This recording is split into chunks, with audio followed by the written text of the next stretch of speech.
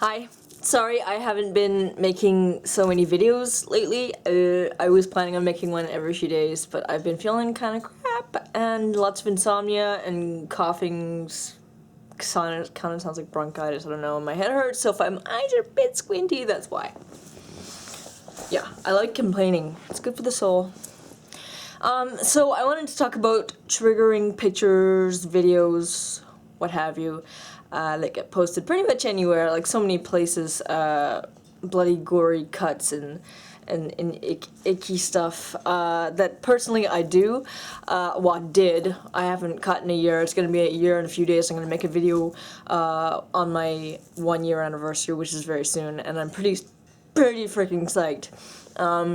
But even after a year of not cutting, I sometimes find videos that I don't expect to have pictures of cuts, and I click on it and I ended up seeing these pictures and some mild cuts, some whatever, all kinds of different kinds of cuts, and I mean, you'd think that after a year it wouldn't trigger me, but it does. It triggers me, especially the really severe cuts where there's loads of blood and it's really kind of pooling on the floor, because it really reminds me of the stuff that I did.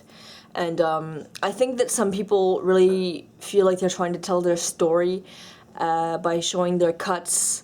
I think there's a lot of reasons. Probably, I mean, there's a lot of people. There are thousands of videos on YouTube showing cuts, and some of them pretty much mostly all cuts and scars.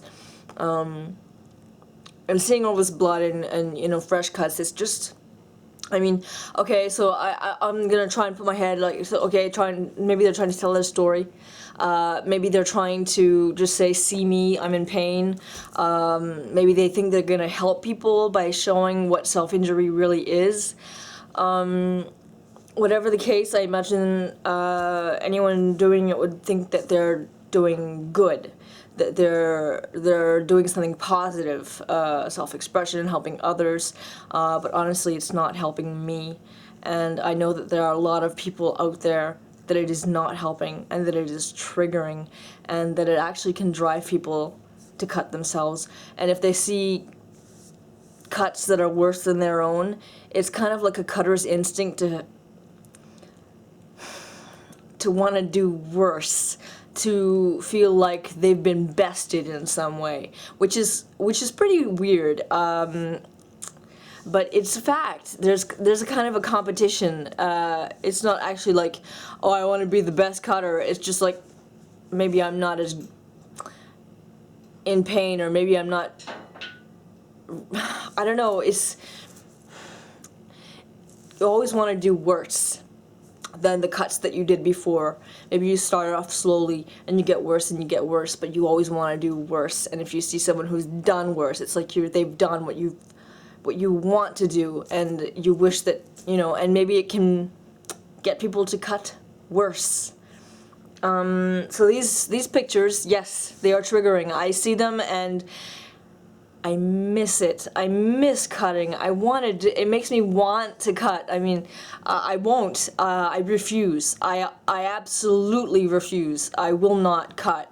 I'm not saying I'm infallible. I'm not saying I'm never gonna cut again. I'm saying I really just refuse, and I'm hoping and praying that I just never do again. But pictures like these, especially videos, of actually, like, not necessarily a series of pictures in a video, but a video of actually someone cutting themselves, it's extremely triggering.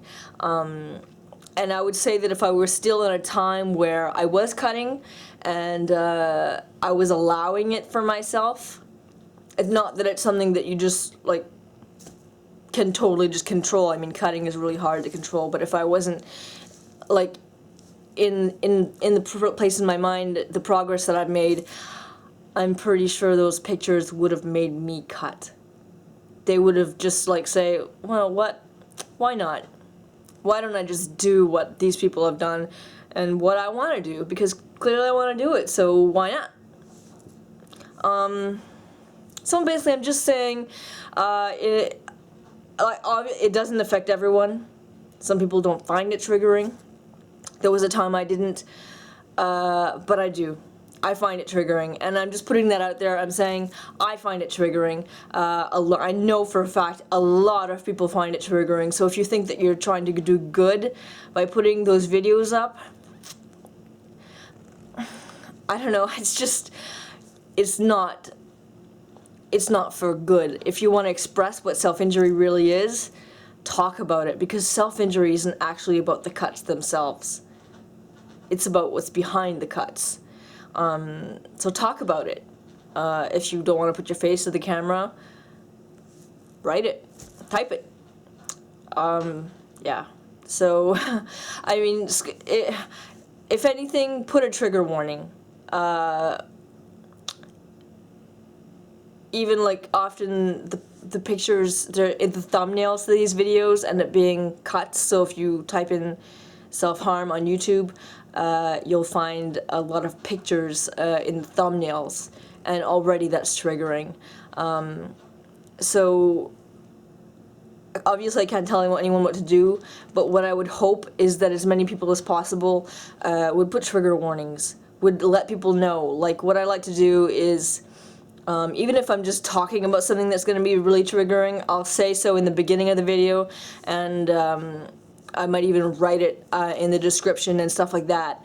Or what's really great is if you already made the video, then you can change the title and write triggering for cuts. So that's something that can be done. And if people go in there willingly, knowing that there's going to be cuts, well, that's their issue. But if they just fall upon it, not knowing what they were going to fall upon, then that's pretty harmful. And that's my opinion, but not everyone may feel that way. Just putting that out there. I did make a video of my own scars. I put warnings beforehand. It wasn't. It was to show a product review. Yeah, so I did do that. I feel that scars aren't quite the same, but I still feel that a trigger warning should be issued, even for scars. If you're gonna say, I'm gonna show my scars, show, like, yeah, so say as much.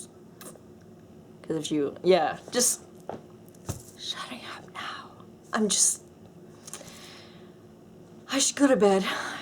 Psychiatrist in the morning. That'll be fun.